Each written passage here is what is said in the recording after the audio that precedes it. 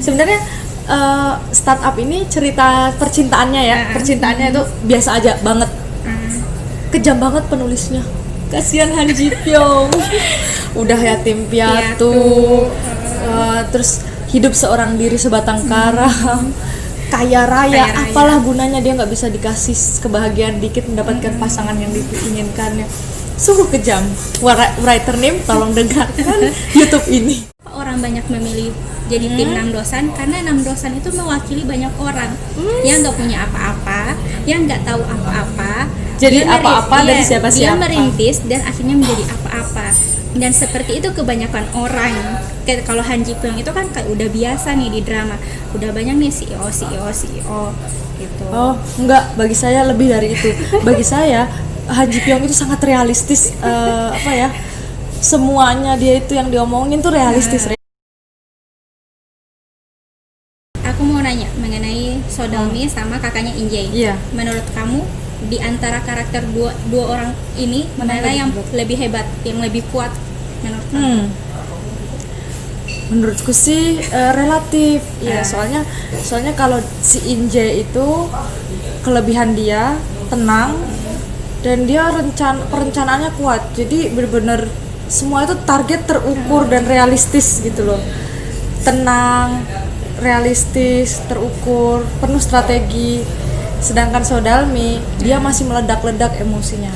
Tapi saya akui So Dalmi itu cepat banget beradaptasi dan belajar dari kesalahan dan kebodohan-kebodohan dia.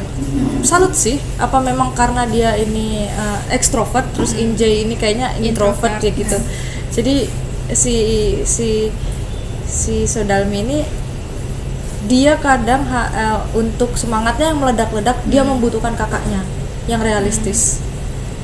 Untungnya si So Dalmi ini meskipun jiwanya pemberontak, sebagai CEO dia mau loh dengerin bawahan. Itu jarang nih. Jadi orang perusahaan rintisan ini bahaya nih kalau dia nggak dengerin saran orang lain, karena banyak banget di startup itu beda dengan perusahaan yang kayak, kalau bukan perusahaan, bisnis yang biasa aja kita buat kan, misalnya bisnis warung makan apa segala macam, itu beda banget. Iya enggak? Terus apa lagi nih? Tentang ini ayah mereka nih. Bapaknya. Kan sebelum beliau meninggal, beliau itu sempat mendirikan perusahaan. Iya benar-benar. Menurut kamu, jika dilanjutkan ide perusahaannya si bapak mereka, apakah perusahaan itu akan berkembang dengan baik atau gimana?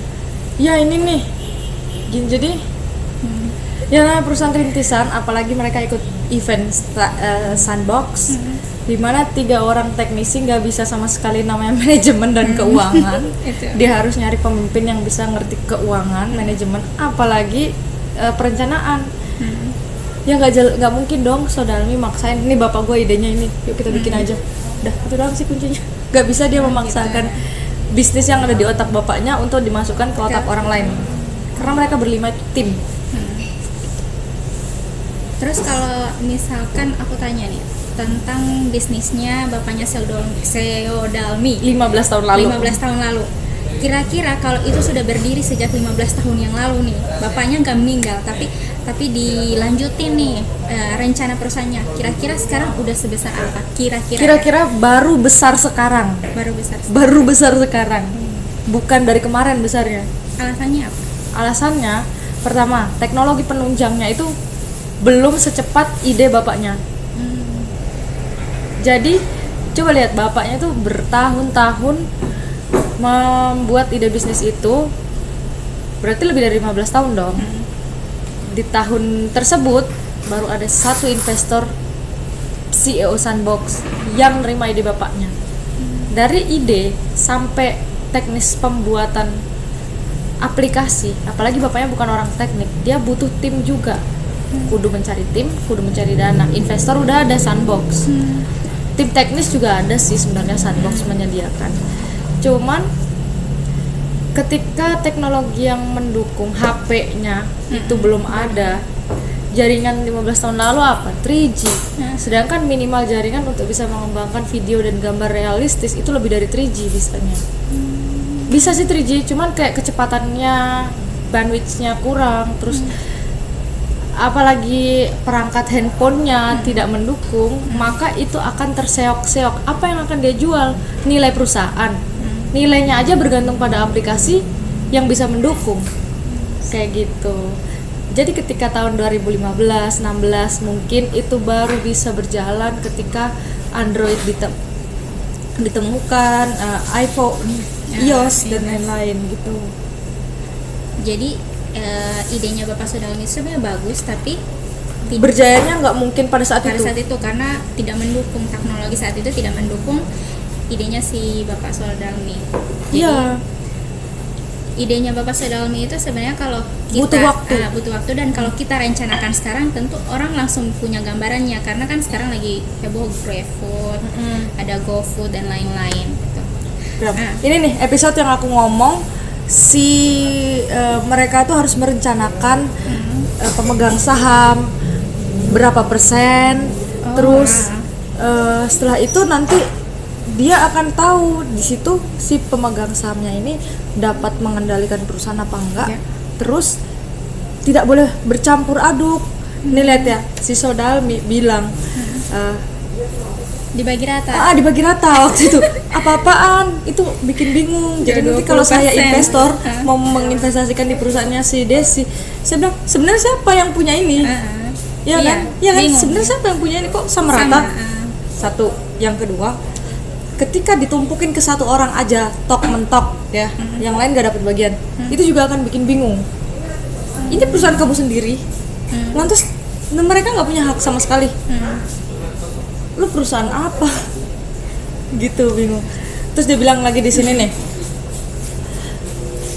dia bilang si Sodalmi bilang nggak apa-apa, saya bikin. Dia ngomong Han Ji Pyong nih bener-bener ya, Han Ji Pyong nih otak bisnis banget. Itu bener-bener perencanaan bisnis, itu bener yang diomongin si Han Ji Pyong.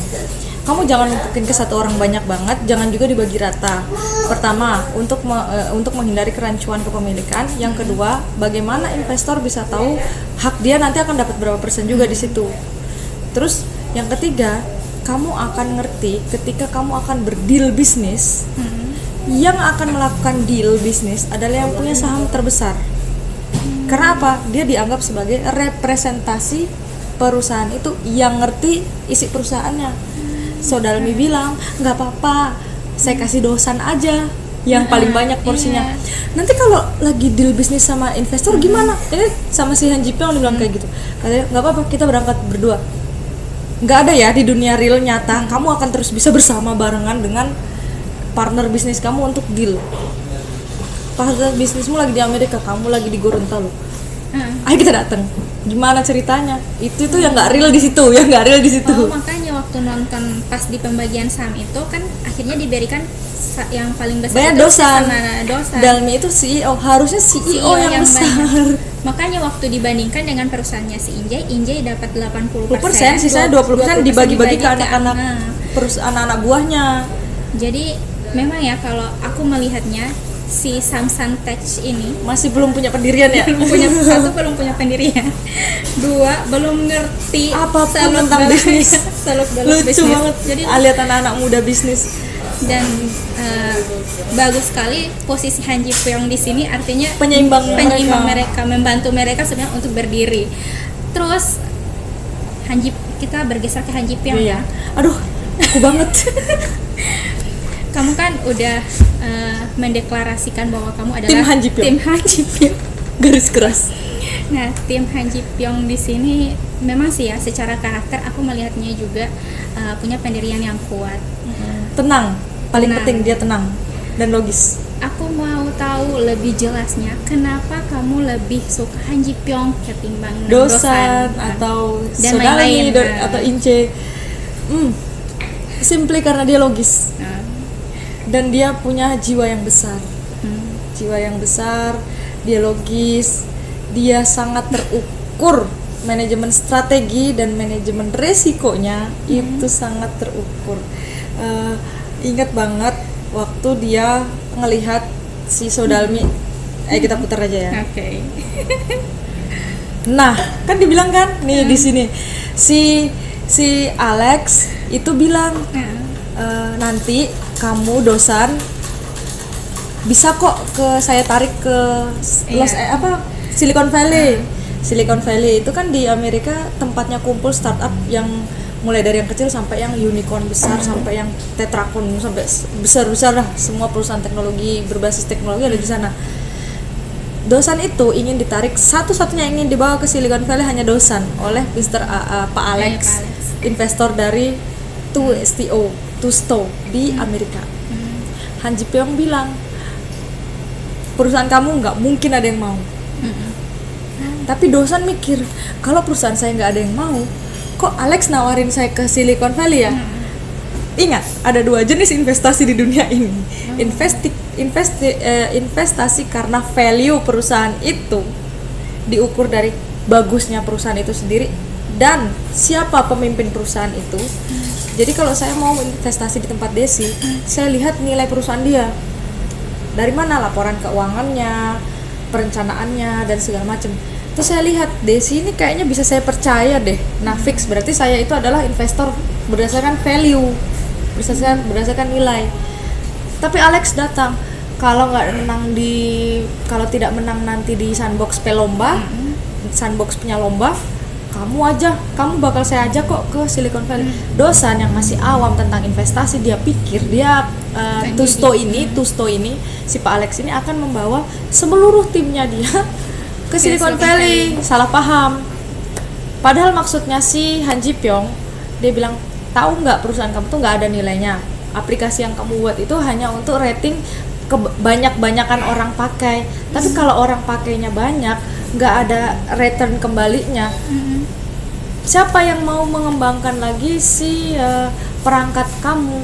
Suatu perangkat di HP itu kita tidak hanya mengejar traffic, siapa banyakan orang download dan memakainya, enggak. Tapi setelah itu apa return yang bisa didapatkan dari downloadan aplikasi tersebut, penggunaan aplikasi tersebut, kayak gitu.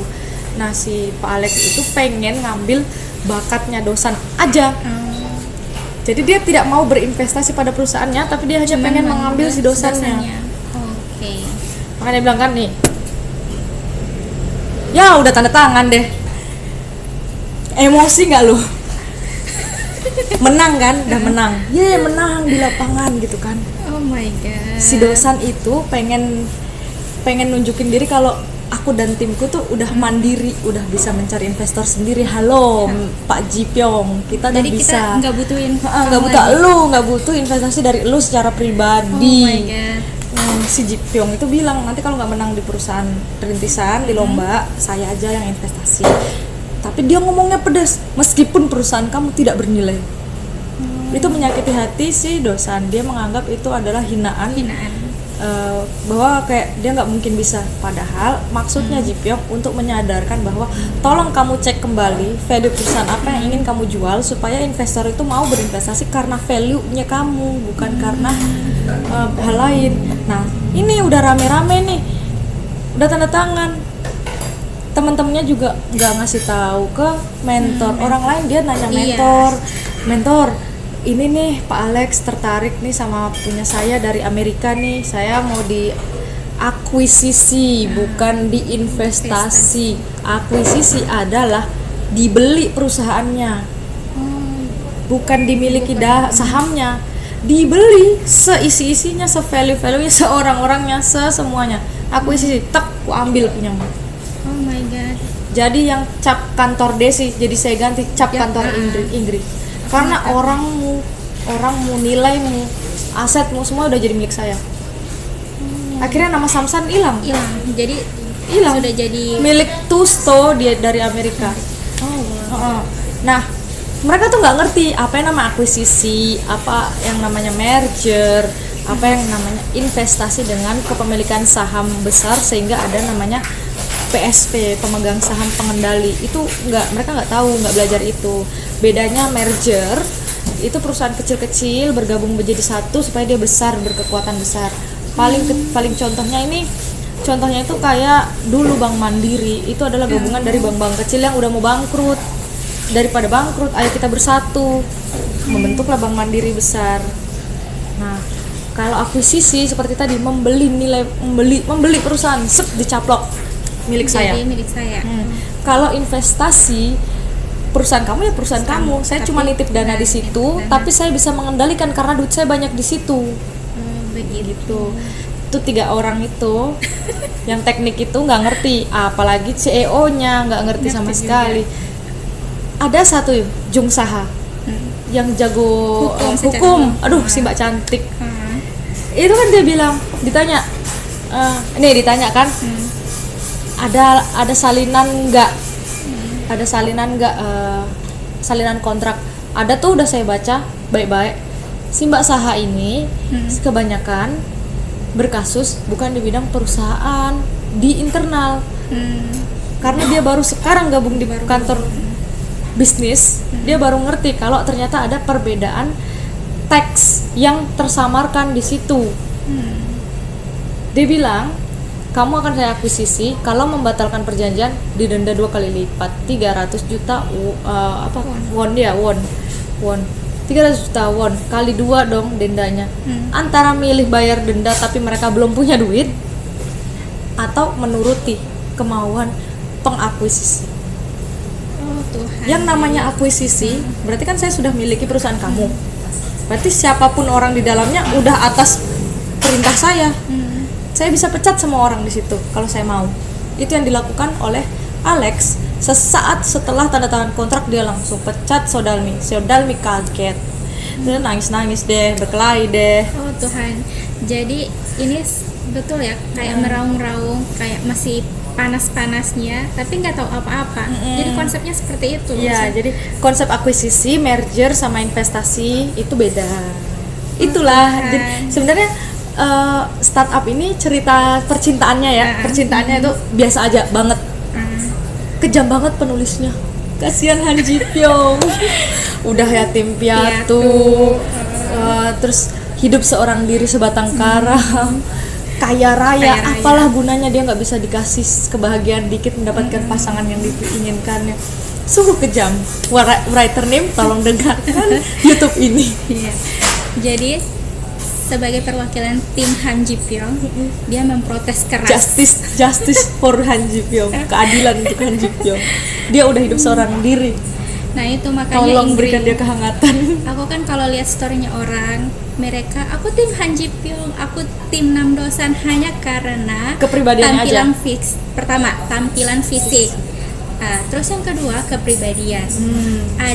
Sampai ada tuh ya potongan video aku baca, kenapa orang banyak memilih jadi tim Namdosan, karena Namdosan itu mewakili banyak orang yang nggak punya apa-apa, yang nggak tahu apa-apa. Jadi apa-apa dari siapa-siapa. Dia merintis dan akhirnya menjadi apa-apa.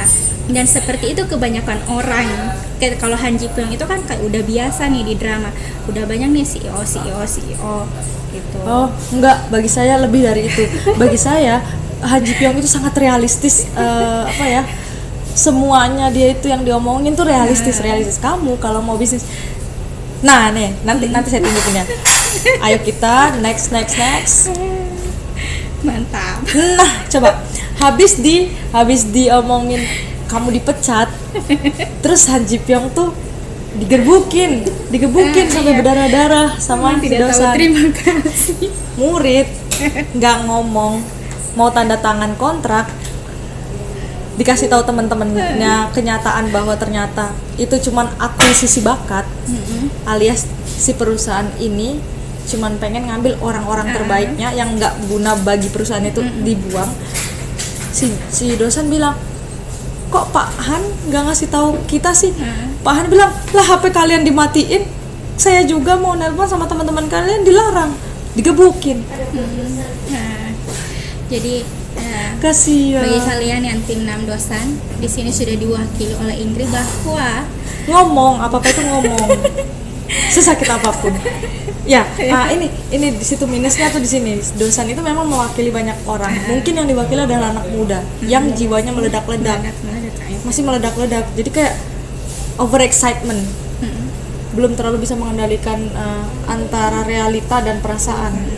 Kalau si Han Ji Pyong kan sama kakaknya si In Jae itu udah cukup dewasa di level yang stabil. jadi otomatis mereka tetap mereka bisa, tapi pada akhir-akhir nih episode 16, 14, 15, 16 itu mereka udah banyak perubahan sama Dosan, trio Samsan itu sama si Hajib sama si Sodalmi. Sesungguhnya teman-teman cuma Jung Saha yang paling stabil di situ. Sejak awal mereka bergabung berlima, cuma Jung Saha yang stabil di situ. Ekonominya, logikanya, dan batinnya, cuma dia yang paling stabil. Empat lainnya ini anak muda meledak-ledak. Jadi ceritanya di dalam satu tim itu mereka berlima, sebenarnya mereka ini tidak akan, artinya perusahaan mereka ini sebenarnya nggak akan sukses ya kalau tanpa bantuan si Han Ji Pyong. Jadi bagi kalian tim Nanbosan silahkan mundur karena Han Ji Pyong di sini adalah orang terkuat di drama ini. Ya, cuman memang karakter si penulisnya ini dia pernah menulis drama yang sama kok, bener-bener drama yang hampir mirip startup tapi beda topik, polisi. Nah, karakter yang sakit hati itu juga second lead. Jadi, aduh saya lupa judulnya deh. Si penulis startup ini dia nulis juga satu film dulu, temanya polisi-polisi gitu. Itu juga si Suzy lagi, pemeran cewek yang direbutin. Oh, yang kayaknya Pak Gabon bukan? Bukan, beda lagi ceritanya. Enggak. Terus habis itu si Suzy ini masuk jadi nama orang lain. Ya lagi-lagi namanya Han lagi, Marga Han lagi. Jadi kayak ceritanya biasa aja, nggak usah pedulikan bahwa siapa bakal jadian sama siapa. Yang kita pedulikan adalah realita bisnisnya itu seperti apa. Saya cukup salut sih dengan Dosan dan trio Samsan itu. Perkembangannya mereka pesat, mereka cepat stabil, mereka cepat mengambil pelajaran dari masa lalu. Bahwa yang namanya bisnis dan perasaan itu kalau dicampurkan bisa kacau. Rata-rata ini ada kritik yang nggak ini nih. Terus di akhir episode nih, ya emang sedih sih kenapa Han Ji Pyong nggak sama Suzy. Tapi itu bukan concern utamaku. Nih ya, di perusahaan swasta maupun BUMN jelas nggak boleh. BUMN itu nggak boleh ada hubungan darah. CEO-nya dengan siapapun yang ada di bawah dia langsung nggak boleh. Bank Indonesia juga nggak boleh. Pokoknya nggak boleh lah.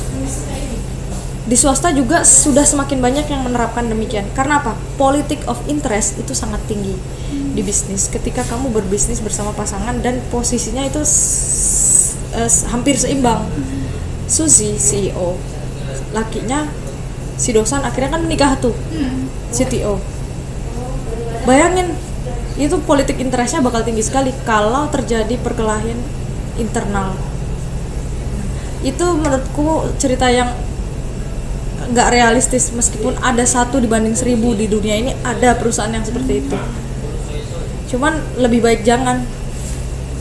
Seriusan. Mantap ya. Lebih baik jangan. Dari resiko bisnis aja itu ada namanya resiko non keuangan. Ini lagi banyak banget sebenarnya ilmu bisnis yang bisa kita komentari di startup ini. Di perusahaan itu teman-teman ada namanya resiko keuangan dan non keuangan. Resiko non keuangan ini adalah resiko operasional. Dikarenakan apa? Kesalahan manajemen. Bahaya sekali makanya kalau ada yang menabrakkan perasaan dan kepentingan di satu bisnis.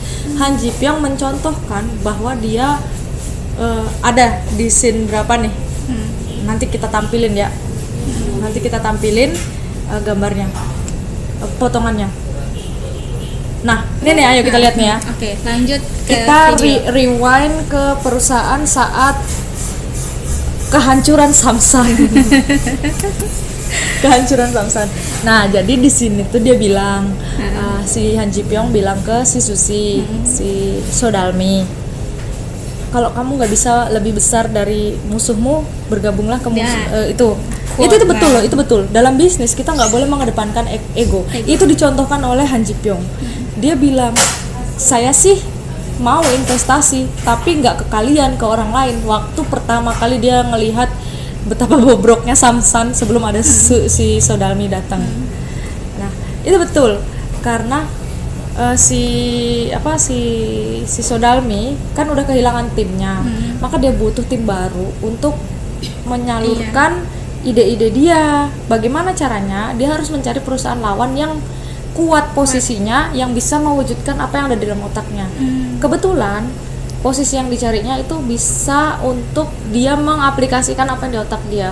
Nah, berkaitan dengan politik of interest di episode 16 yang tadi udah kita tunjukin ya gambarnya, cuplikannya, tentang kok CEO sama CTO satu perusahaan duduknya sampingan lagi. Itu kayak over mind blowing banget. Jadi nanti semua orang akan berpikir bahwa perusahaan itu akan baik-baik saja kalau dilakukan berdua selamanya sampai mati. Padahal ya namanya resiko manajerial itu sangat tinggi di situ.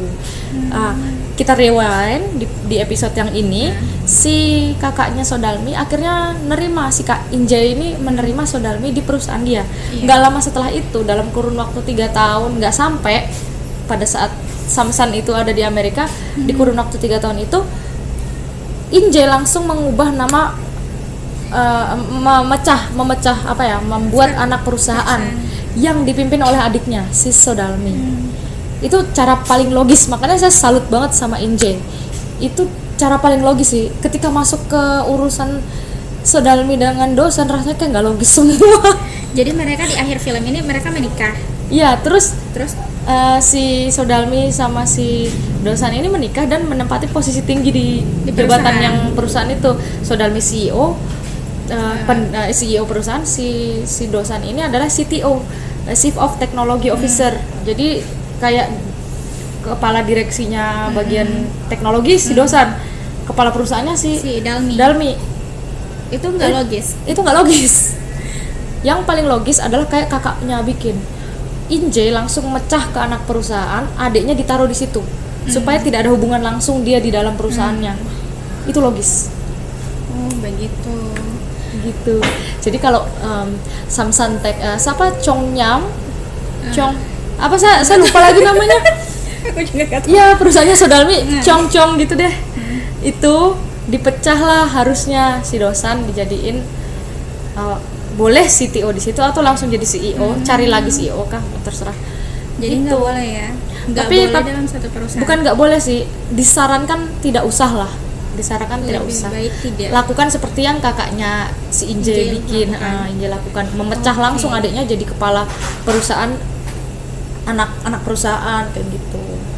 Oke, jadi secara nggak langsung aku juga kayak dapat ilmunya karena terus terang bisnis yang sedang aku bangun sekarang itu kita berdua suami istri. Iya, politik of interest-nya tinggi ya, kan? Karena kita suami istri berada di posisi atas, jadi di luar dari film ya. Aku dapat ilmu dari film, membicarakan film ini. Dan sekarang alasan logis kenapa pasangan itu tidak boleh berada di posisi tinggi bersamaan kan? Iya. Nah, sekarang ngerti kan? Oke, aku ngerti. Jadi aku akan bersiap-siap untuk memisahkan. Jadi pisahin aja, misalnya Desi ini konsultasi bisnis. Misalnya Desi punya bisnis sama suami, dua-duanya posisi tinggi. Tapi kira-kira ada yang bisa dipisah, pisahin aja, atau nggak usah dipisah, tapi satu mundur. Oh gitu. Gitu. Jadi siapa yang take control lebih banyak? Siapa yang cuman perencanaan planning di belakang? Boleh seperti itu. Tapi kalau untuk perusahaan yang sebesar teknologi yang kayak gitu, ini agak sulit sih kalau si Dalmi itu di atas dan posisi sangat dekatnya itu adalah suaminya. Jadi harus dipecah, bagaimanapun harus dipecah. Mind blowing sekali sih menurut saya. Perusahaan besar udah, terus dia mimpinya jadi unicorn. Di akhir episode 16 kan itu kantornya udah berubah, terus anak buahnya udah banyak. Kayaknya udah terwujud cita-cita mereka jadi unicorn. Tapi itu tidak mungkin ada ya di dunia nyata. Kalau ada mungkin 1/1000 lah ya. Nggak mungkin 1/1.000.000. Oh my god. Jadi teman-teman sekalian yang senang nonton drakor ini, percayalah bahwa drakor ini juga memang memiliki kekurangan, fiktif, tetapi di alur ceritanya memang diikuti berdasarkan fakta lapangan. Tapi tidak semuanya harus kalian ambil, ada yang harus kalian pisah-pisahkan, dan itulah fungsinya aku ngobrol sama orang yang ahli dalam bidang itu. Terima kasih banyak. Jadi sebenarnya ini mengedukasi kita semua, bukan cuma aku yang diedukasi, Tapi teman-teman semua yang nanti nonton video ini, kalian itu sedang diedukasi. Jadi stop untuk jadi tim Han Ji Pyong Atau tim Namdosan atau tim apapun itu, tim sukses. atau tim sukses. Yang perlu kalian ingat dan perlu kalian tahu adalah Realita bisnis di dalamnya. bisnisnya. Satu, realita. Kedua, kalian kalau ngikutin drama itu nggak usah fanatik, Gak usah ambil hati. nggak usah saya. diambil hati karena itu hanya fiktif belaka. Tapi bagus loh, teknik marketingnya bagus loh. Ini salah pelajaran teknik pelajaran. marketing nih dari film drakor. Mereka itu pakai permainan logika. Jadi kayak Nih ya, dalam ekonomi ada yang namanya psikologi pasar. Psikologi pasar inilah yang menggerakkan seseorang mau membeli sesuatu atau menjual sesuatu. Kita sebagai konsumen drakor berarti kita disuguhkan oleh emosi-emosi tinggi sesuai tingkat emosional kita.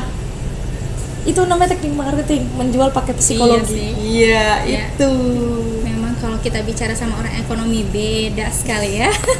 Bener-bener kita jadi pasar drakor, jadi nggak usah lah ambil hati. Meskipun saya tim Han Ji Pyong, lucu-lucuan ya. Oh itu tim bahasa lucu tuh tim Han Ji Pyong, tim Nam kan baca lucu-lucuan. Cuman saya tetap apresiasi apa yang dilakukan Sodalmi. Dia bener-bener memperhatikan langkah setelah itu. Terus Namdosan dia bener-bener berusaha untuk mewujudkan apa yang diinginkannya. Moral story dari keseluruhan film ini adalah moral story umumnya adalah kita harus bisa mewujudkan apa yang sudah kita rencanakan dengan baik. Kejar terus sampai dapet. Terus terakhir ya, aku juga lihat tadi story-nya Ingrid. Aku sampai screenshot, nanti aku tampilin. Dia memang sih Han Ji Pyong dalam hal percintaan itu mengalami kekalahan, nggak beruntung ya, tapi sudah mengubah Han Ji Pyong menjadi orang yang berjiwa besar. Dan itu ada di statusnya dia, nanti aku tampilin. Han Ji Pyong gimana? Berjiwa besar, ikhlas, asik. Terus rajin sedekah ke anak yatim karena dia juga anak yatim. Betul. Jadi yatim dia piatu, ya. jadi dia ketika di akhir episode nanti kita tampilin ya. Nah, nih di akhir episode ada anak baru dateng nawarin proposal, nggak ada nilai bisnisnya. Tapi, ingat ya, nggak ada nilai bisnis. Han Ji Pyong itu selalu melihat nilai bisnis kamu apaan. Makanya Samsantex dimaki-maki mulu sama dia di awal. Itu anak polos, anak yatim piatu, datang cuman bawa proposal, nilai bisnisnya nggak ada. Tapi Han Ji Pyong melihat anak itu serius pengen membangun bisnis. Han Ji Pyong akhirnya berpikir untuk melakukan investasi pribadi.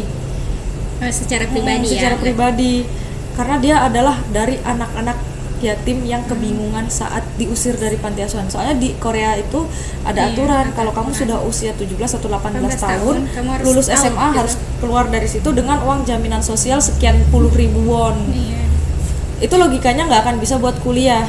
Kalau dia nggak pinter bisnis, kalau dia akhirnya jadi anak nakal gimana, kalau mencuri apa segala macam gimana untuk menambahi uang jam sos tadi, itu kan nggak bagus. Nah jadi Han Ji Pyong disitulah jiwa besar dia benar-benar ditampilkan oleh Writer-nim. Jadi hikmahnya dari cerita Ingrid itu semuanya kita harus berjiwa besar. Kakak Sodalmi aja berjiwa besar. Bagaimana kakaknya ngelihat adiknya anak perusahaan itu jauh lebih sukses dari perusahaan yang dipimpinnya. Berjiwa besar sekali menerima adiknya yang habis bangkrut, ditinggalkan tim-timnya untuk masuk ke perusahaan dia. Orang lain kan benci banget ya. Kamu udah menyaingi perusahaanku, padahal tadinya cuma aku bantu kan. Terus kamu masuk ke perusahaanku. Itu kakaknya si Uni Injay itu aduh jiwa besar banget. Minta maaf juga ke neneknya, ke keluarga-keluarga dia yang sempat dia tinggalin karena dia diadopsi anak jadi orang kaya. Ibunya, semua karakter di sini saya rasa punya jiwa besar semuanya. Sodalmi berjiwa besar, berani menghadapi Han Ji Pyong di saat dia lagi galau mau milih Dosan atau apa. Terus si Dosan juga berjiwa besar, dia mau memaafkan si Han Ji Pyong karena persaingan konyol mereka selama ini. Han Ji Pyong yang paling perasaannya tidak beruntung sih, tak terbalas. Dia harus melihat orang yang dicintainya nikah sama saingan dia. yang sudah ditemani selama 15 tahun melalui surat-surat, Surat-surat. dikalahkan dolangan realita yang ada. Itu berjiwa besar banget, dan akhirnya dia mau investasi di sana, mengesampingkan semua kepentingan, perasaan. Dia murni sebagai investor. Apalagi Chulsan, Yongsan. Nah, Yongsan kakaknya bunuh diri gara-gara dikomentarin, dikritik pedas oleh Han Ji Pyong. Minta maaf dan minta lagi dikritik. Iya, betul sekali memang. Chulsan yang anak polos lugu dari kampung, menyukai Jung Saha, mbak-mbak cantik, pinter, ahli hukum, yang paling stabil mental dan ekonominya di grup Samsan. Diomongin pedes sama si Saha. Lagian juga nggak ada yang suka sama kamu kok, pede banget. Itu membuat hidup Chulsan berubah 100%. Dia berubah dan dia besar hati bahwa ya dia terima kalau emang saat itu dia nggak ada apa-apanya. Dia berubah, bukannya sakit hati tapi dia berubah. Si Jung Saha dia juga berubah. Waktu itu dia dapat komentar dari si Samsan, bilang kamu kok ketus banget sih begitu. Jung Saha akhirnya mulai meluaskan diri, dan akhirnya dia tidak sama Chulsan. Sebenarnya yang paling gampang diikuti sih Chulsan sama Saha. Udahlah, abaikan dosan. Karena satu juga mereka lucu. Ternyata mereka enjoy hidupnya. Oke, banyak sekali yang ingin dibahas. Mas kayaknya nggak habis ya. Ada satu yang paling ultimate, the ultimate, Dale. Nenek. Nek.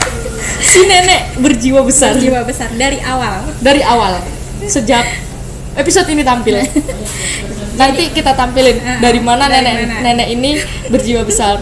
Cuplikannya.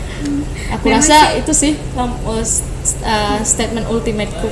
Iya, karena Han Ji Pyong juga nggak akan bisa menjadi mentor atau nggak bisa jadi besar kalau bukan dari pertolongan si nenek ini. Jadi awal cerita ini dimulai dari seseorang yang berjiwa besar dan menghasilkan jiwa besar yang lainnya. Oke, sebenarnya panjang dan masih banyak yang ingin dibicarakan sama Ingrid, dan ini sangat menarik sekali. Tapi kalau kita ngobrolin ini sampai besok nggak mungkin selesai. Jadi kita mengambil part-part yang kita rasa perlu kita bahas. Terima kasih banyak Ingrid. Terima kasih Desi. Akhirnya nanti kita ngobrol lagi ya guys. Mungkin dengan sesuatu yang baru, atau ya mungkin mau bahas film ekonomi banyak, atau mau belajar ekonomi juga bisa. Oh iya, satu lagi yang sempat aku lupa, bahwa Ingrid ini juga mengisi webinar. Terima kasih sudah dipromosiin. Dia juga sedang mengisi webinar, dan luar biasa. Aku pernah tema keuangan dan aku sempat ngikutin bentar aja karena aku juga nggak ngerti gitu tentang saham. Jadi dia dikenalkan sebagai coach edukasi saham. Ya, terima kasih sudah dikenalkan. Nanti kapan-kapan ikut ya webinar. Enggak webinar sih, kelas-kelas online saya, kita belajar bareng. Oke. Oh iya, satu lagi, dia juga ini seorang peneliti. Wah. Aku lupa, harusnya aku di awal tadi, tapi ya gak apa-apa. Karena yang penting kita udah menyampaikan. Tak kenal maka kenalan. Nah, tak kenal maka tak kenal maka kenalan, ta'aruf lah. Iya, tak kenal maka kenalan. Nanti kalau ngomongin ta'aruf, nanti bukan di video ini. Kita stop di video ini, kita stop di sini dulu. Nanti ya kita aku sekarang giliran promosi. Jangan lupa pencet tombol notification, subscribe, like, komen. Apa sih yang pengen kalian tanyakan ke saya atau ke Desi? Kalian pengen kita bahas episode drakor apalagi yang mengandung nilai bisnis dan ekonomi? Nanti kita bahas lagi. Ya, kasih tahu aja judulnya apa, nanti kita review. Serius. Bye. Makasih. Assalamualaikum warahmatullahi wabarakatuh.